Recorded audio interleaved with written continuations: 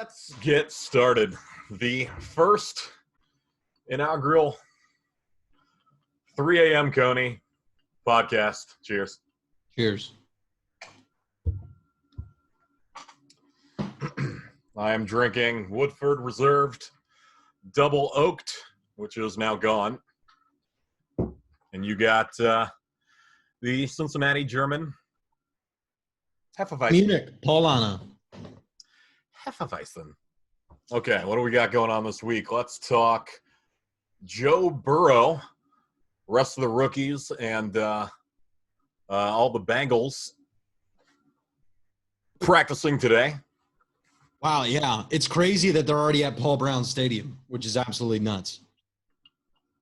Yeah. I mean, I'm hoping that we're going to even have a season because with everything that's happening with the quarantine, but I mean, we got baseball coming this week. We got the MLS is FC Cincinnati won a game.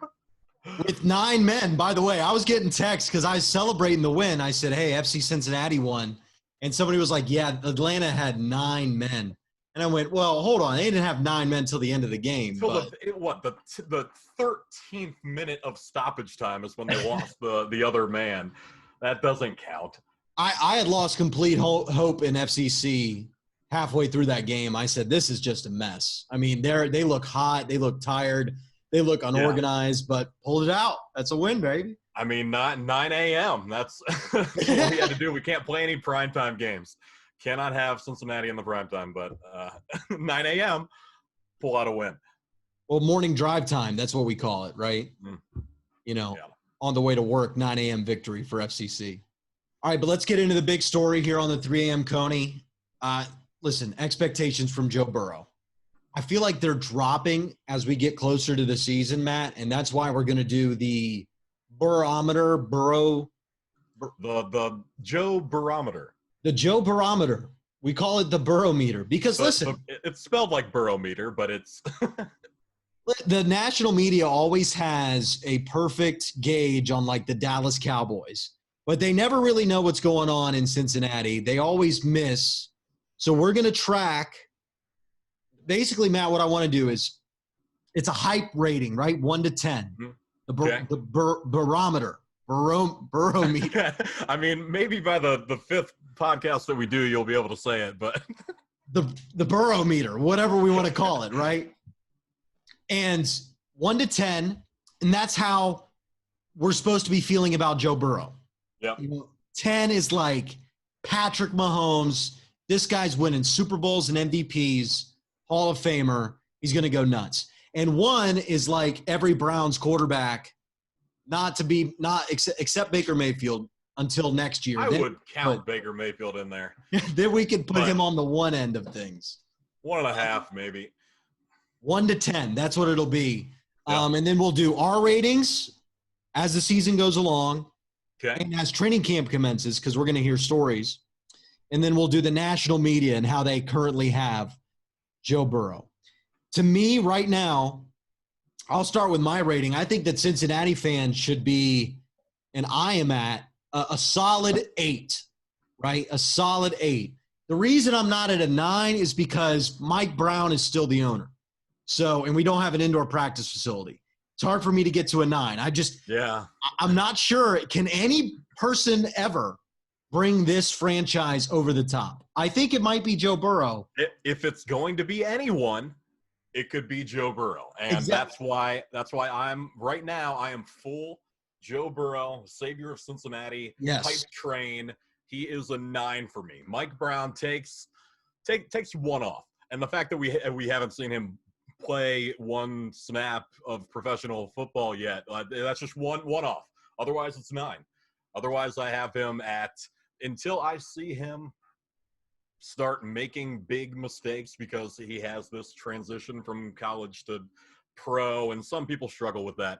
I mean, it's not going to be him. I don't think he's going to. So it's not going to be him. That's not who this guy is. That's not who. You got 8. I got 9. What do we think the media has him at? I think they're at a 4 right now. It's just falling because people are starting to, like, think about it and they forget everything they watched. Yeah. I mean, Joe Burrow was the most clear-cut Heisman Trophy winner and most clear-cut number one pick that we've ever seen. It's never happened back-to-back like that. He was that good for that long. And I'm really tired of this storyline because this storyline is coming. And it's coming from the same people that think Tua in Miami is the next Greek god of football. Like, Tua is left-handed and 6 feet tall. There are some red flags, okay? And then the same red flag that they keep giving for Joe Burrow, oh, he's not going to have the same weapons in Cincinnati that he had in LSU. It's just not going to happen for him. No way. LSU was so good. Well, Tua had Alabama. Yeah. I mean, the greatest football operation ever. And Joe Burrow elevated LSU, who could never be Alabama, over the top. I mean, that's where I'm just blown away. I've got the media at a 4 right now because they think that LSU's wide receivers were too good, even though they led the NCAA in drops a year ago. And they think that Burrow's just a regular rookie, that he's not anything special up here, which we all know. Anybody that's read his story knows this kid is a borderline football genius.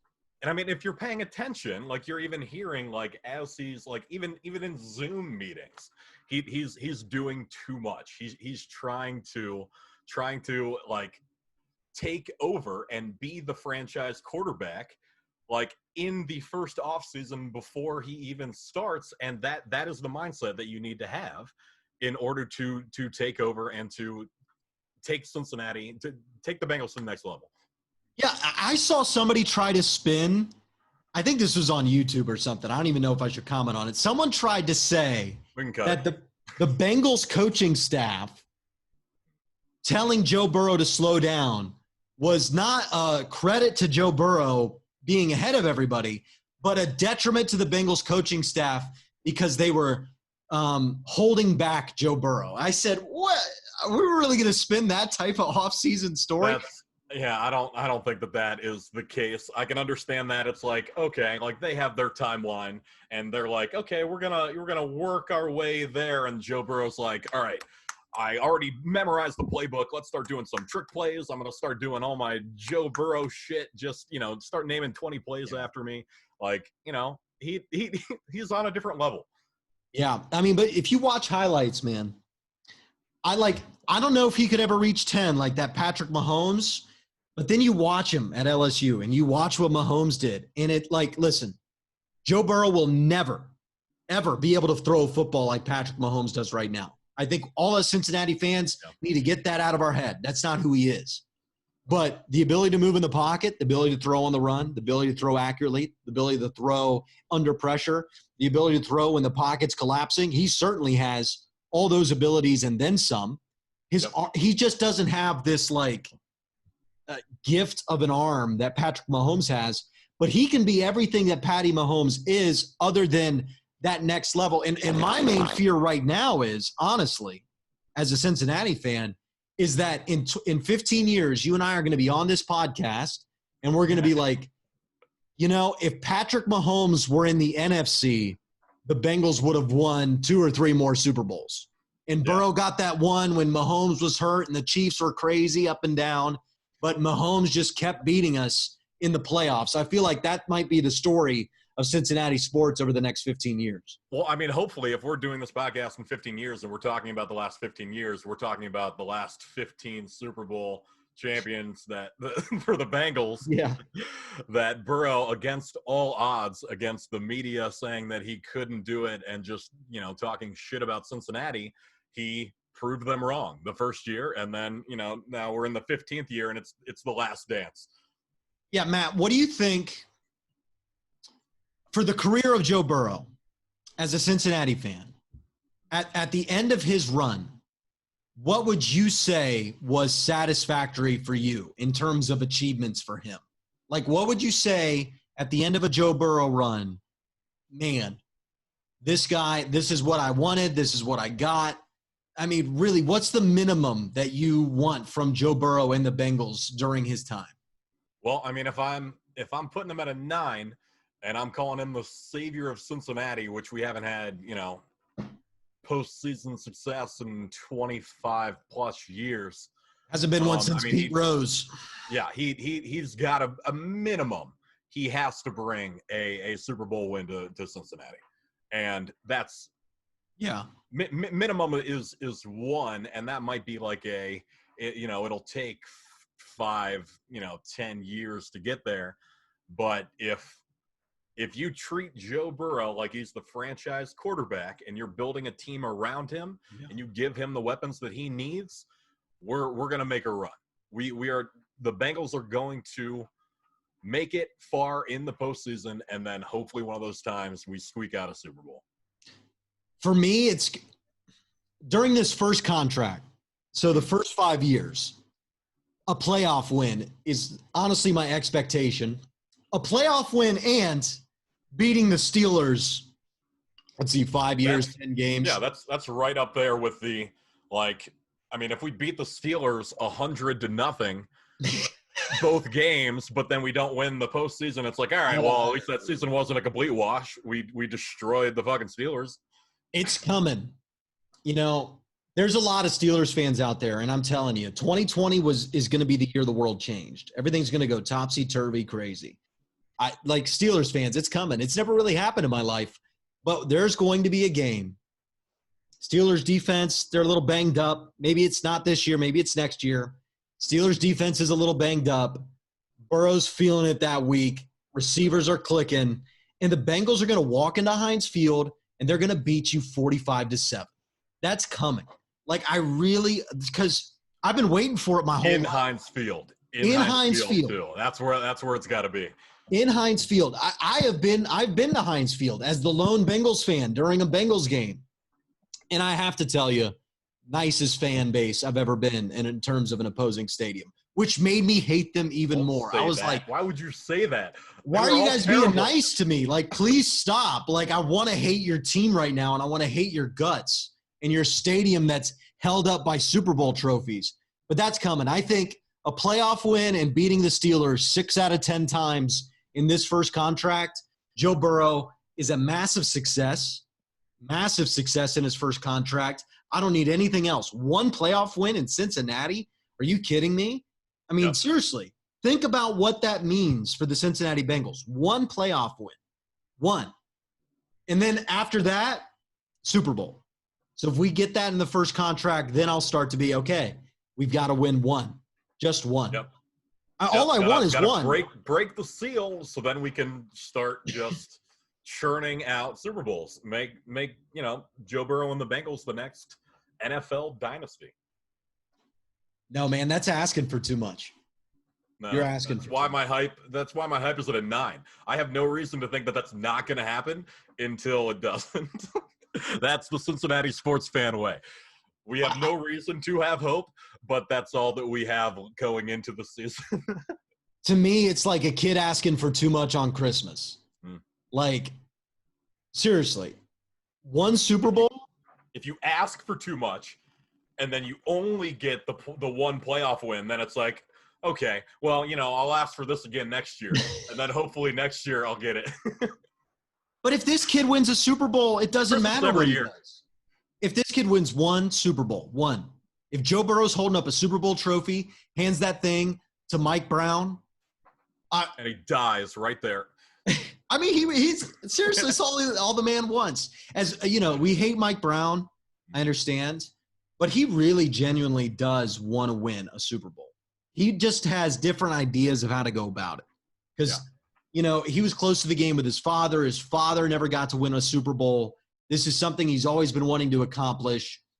And, he's had his pocketbook mixed in there a little too often, but I think that's why we saw this offseason. I think he sees somebody that can do this for him, and he's finally willing to make the investment to try to do it. Somebody that made the investment in the offseason, though, Matt, we moved to the Cincinnati Reds. Yep. This segment, #win the whole damn thing. 60 games, right? What's that mean? No starting pitcher injuries. None. Yep. And if they are, they're minimal. It's going to be okay. Great starting rotation. This team, right? This team on the Swiffer. This team right here. On the Swiffer. We spent the money. We have the lineup. DH in the NL, Matt. DH. We've got extra outfielders. Beautiful. Perfect. Let's add it. 60 games, anything can happen. We were upset that, the Reds looked like they'd made all these moves. They were going to have, this is our year to win the whole damn thing. And then quarantine, no sports. We're not going to have baseball. Now we have this 60 games, and it could work out for the Reds. We can't have that, 3-18 start that they had. What was that, 2 years ago or 3 years ago? Brian Price. Yeah, that was pretty bad. We can't have that.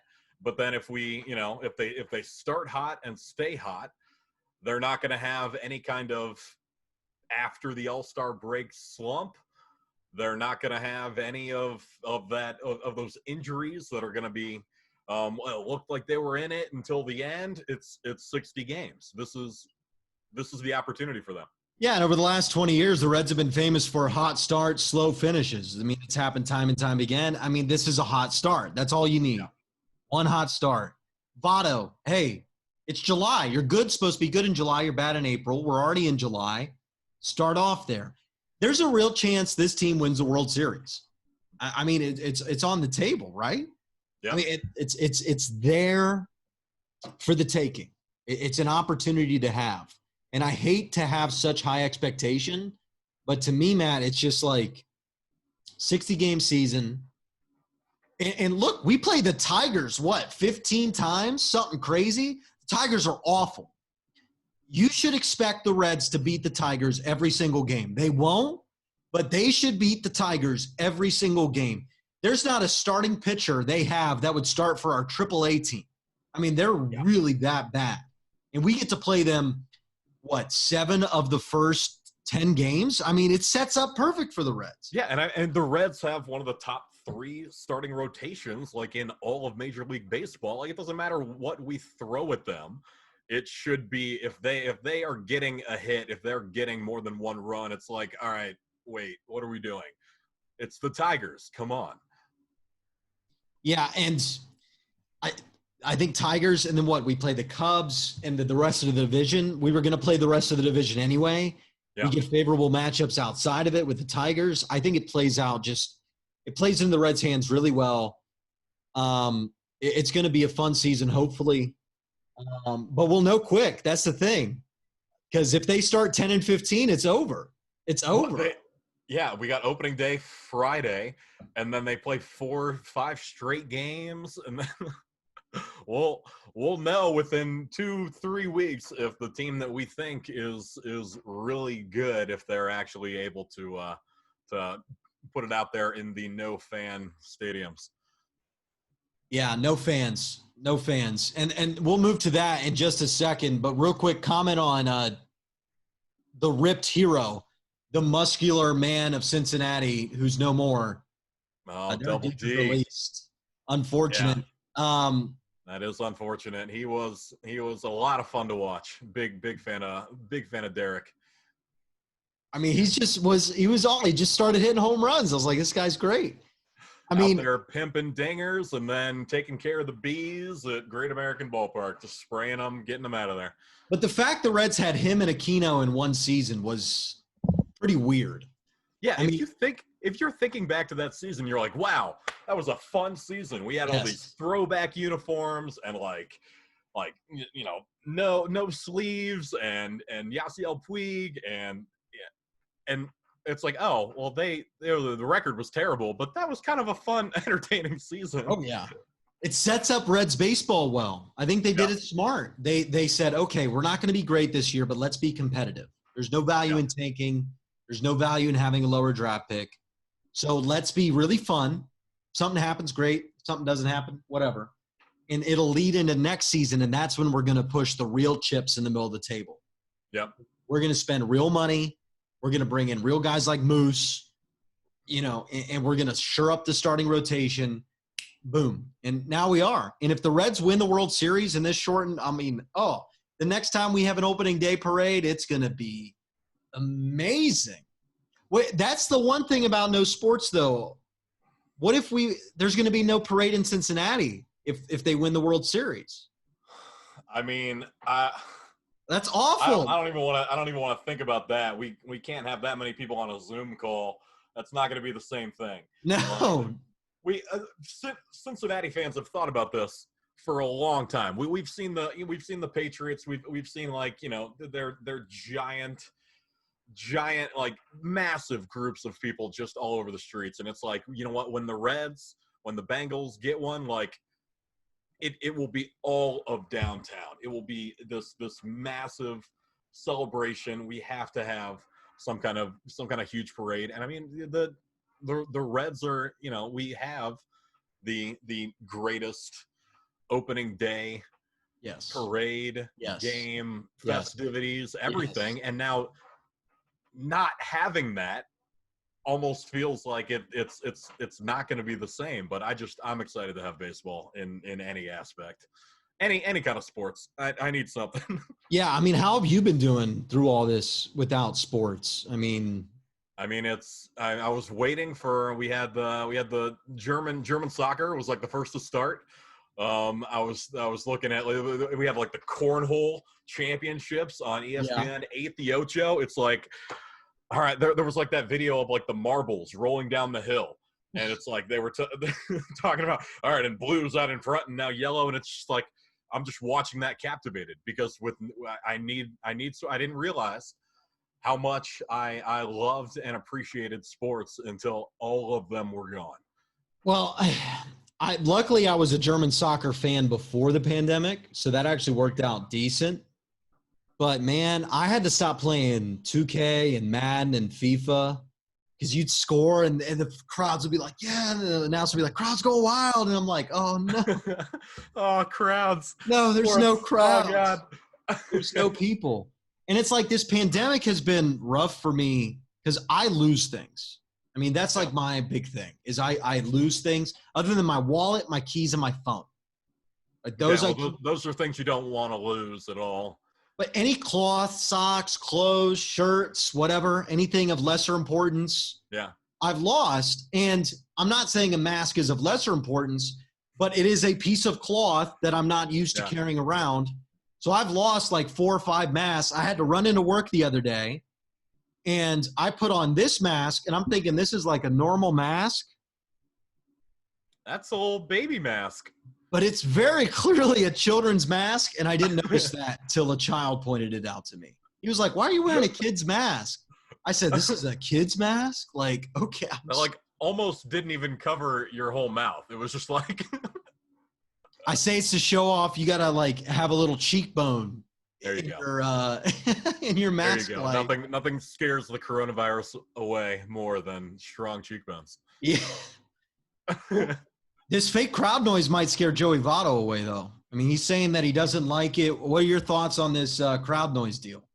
I don't know if I like it. I mean, you were talking about like Madden and 2K. I was simulating sports. I simulated like the Bengals and the Steelers, and like they still almost screwed it up, but they won in overtime. But I'm listening to the crowd, and when you're playing it in the video game, you don't really tell.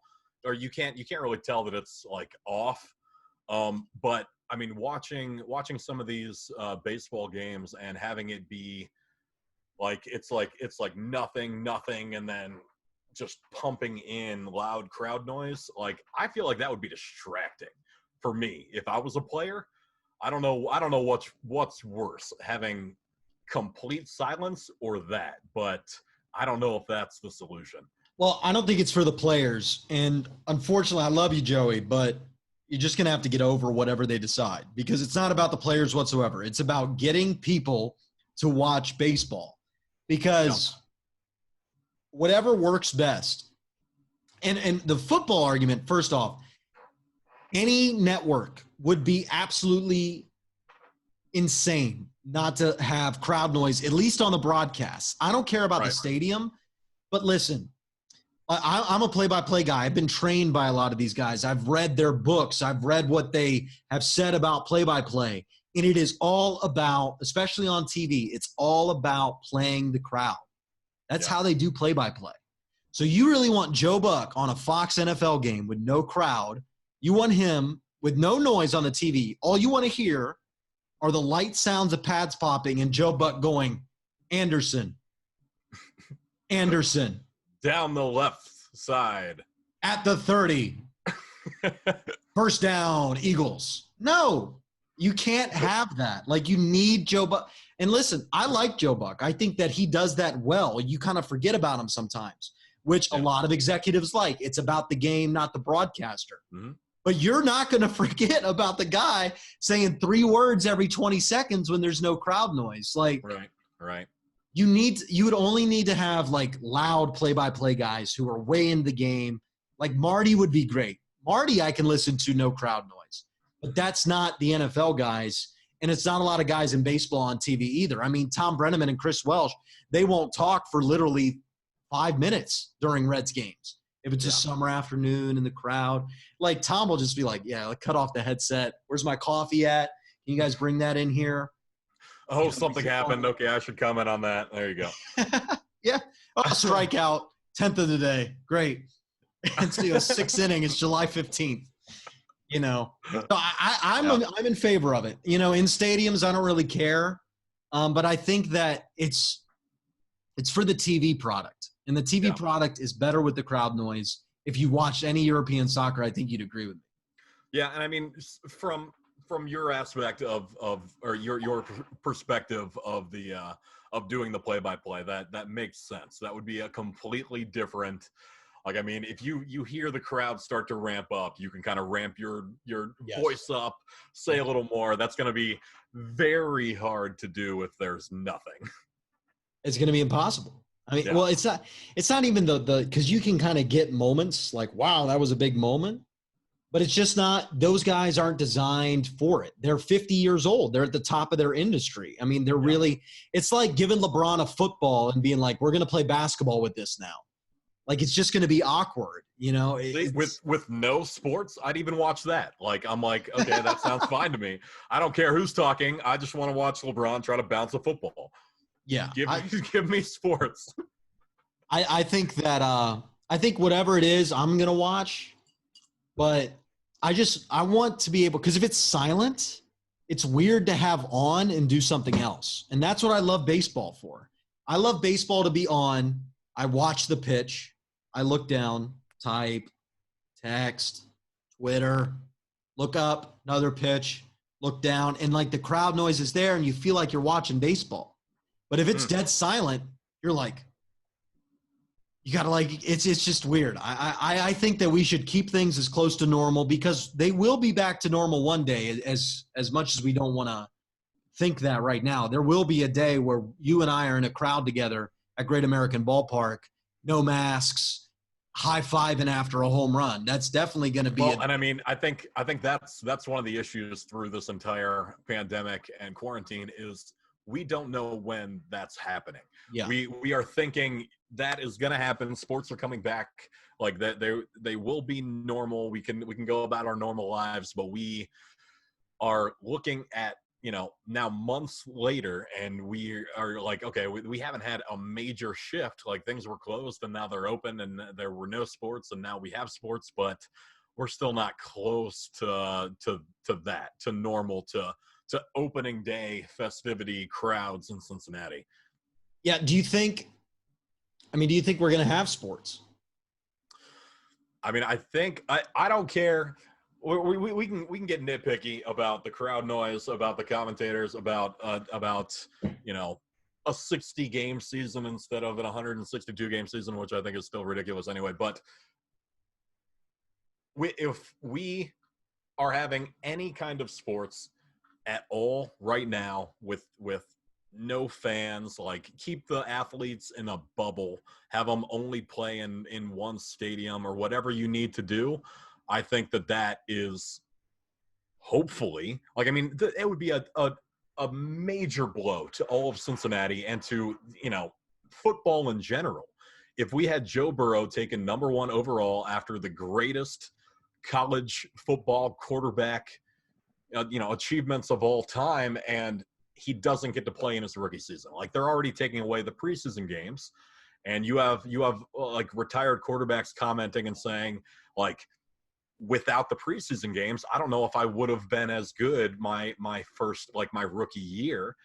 And kind of looking at Joe Burrow and going, how is he going to do? Because we are in this different state of the world, and we're not going to have these preseason games. He's not going to have those like where he's going to be able to test some of these skills out. Like he's possibly just going to be thrown in to the first game and been like, show us what you can do. Yeah. And I'm worried too, because this is key for Joe Burrow. He is a mental player. He is an anticipation player. He is a leader. What do I mean by that? I mean that he's going to get together with all his guys, and he does so well. And I know this from my experiences working in Athens, where he's from. And I know a lot of people that know Joe Burrow very well. And I've heard many, many stories on and off the football field, in the classroom, whatever.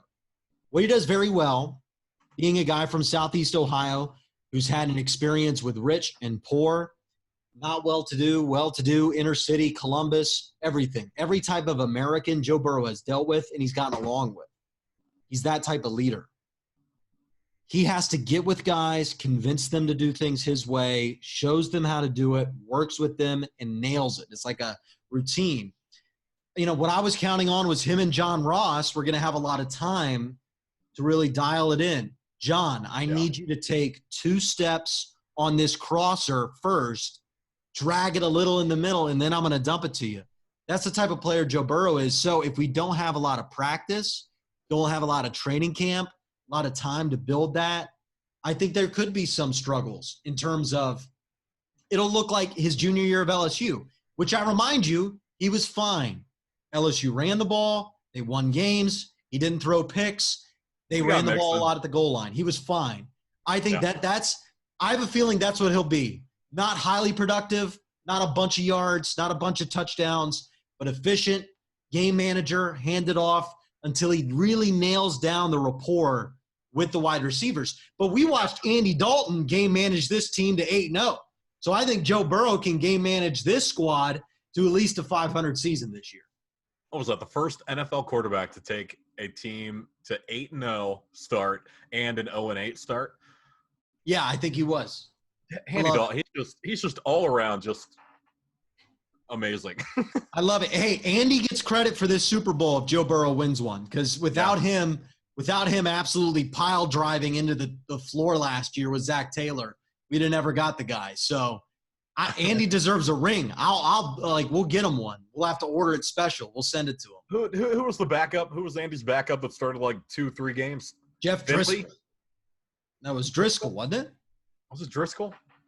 Yeah, it was Driscoll. Oh no. Yeah. Remember Zach Taylor. No, it was Finley. It was Finley. It was Ryan Finley. It was Finley. Yeah. You're right. He's very forgettable. He did about as well as you would have expected. But I mean, I think I was telling people at the time that Zach Taylor was starting that so that he could tank for Burrow. Oh yeah. It's like, sorry, Andy. Because they would have won. We're gonna start this guy. He's gonna win us some games. Oh no, he did worse. Shit. All right.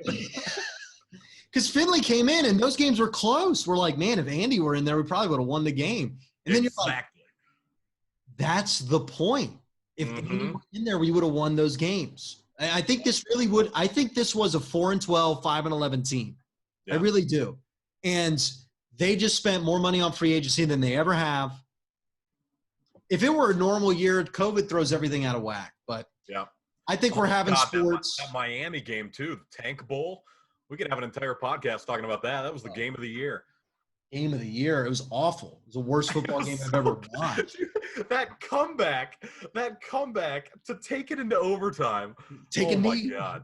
Zach, call a handoff. I don't care if the media says it's obvious you tanked the game. Call a handoff. Get rid of this. 40-yard zip. Game of the year, for sure. It was, a great best loss I've ever had, honestly. Best loss. It was amazing. It was amazing. Miami would have still drafted Tua, though. You think so? Yeah, but we would have had some bad luck with tiebreakers or something, or somebody would have traded up above us with Miami, or something would have just gone awfully wrong.